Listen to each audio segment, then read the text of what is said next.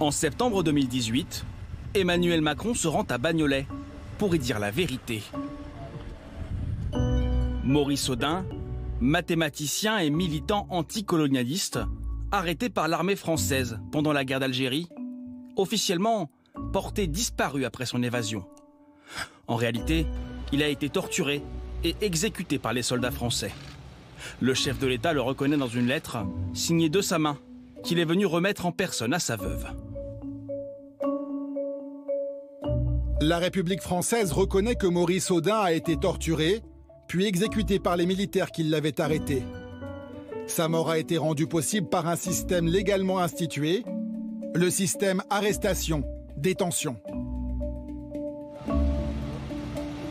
Un président de la République reconnaît la responsabilité de l'État dans la torture en Algérie, un premier geste de réconciliation.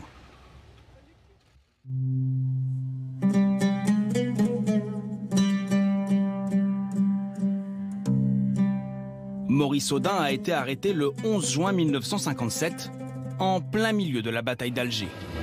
À Alger, en prévision de la grève politique ordonnée par les rebelles, un imposant dispositif militaire a été mis en place sous la direction du général Massu, chargé de maintenir l'ordre dans la ville. Une grève politique qui débouchera sur 10 mois de combat dans la capitale algérienne. D'un côté, les indépendantistes du FLN, de l'autre, des parachutistes de l'armée française.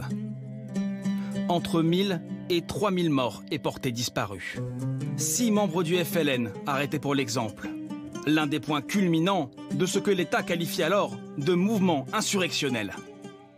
La France ne permettra jamais que les Algériens d'origine européenne abusent de leurs avantages économiques actuels en cherchant à exploiter les musulmans. Mais elle n'acceptera jamais non plus que les musulmans profitent de leur nombre pour condamner à la tutelle ou au départ la minorité d'origine européenne. La France n'abandonnera jamais l'Algérie. 4 ans déjà que le FLN lutte pour l'indépendance face à une France qui considère l'Algérie comme l'un de ses départements. Des deux côtés, les massacres et les coups d'éclat se multiplient. Si bien que le 4 juin 1958, le général de Gaulle, alors président du Conseil des ministres, prononce un discours qui restera dans l'histoire. Je vous ai compris. Un discours à double sens, pouvant être compris comme un soutien par les deux camps, et qui n'apaisera pas les tensions, bien au contraire.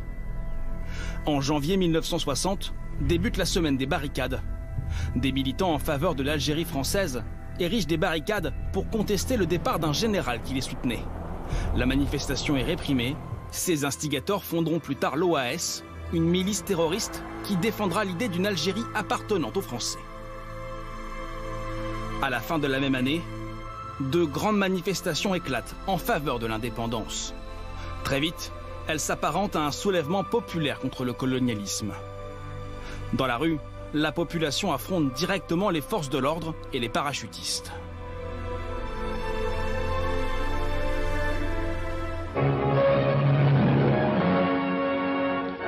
À Évian, sous les fenêtres de l'hôtel du Parc, la tempête du lac s'est apaisée.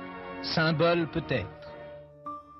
Le 18 mars 1962, la France et l'Algérie signent les accords d'Évian, mettant fin à 8 ans de conflit et à 132 ans de colonisation française. Près d'1 million de Français montent alors dans des bateaux, contraints de quitter définitivement leur pays, l'Algérie.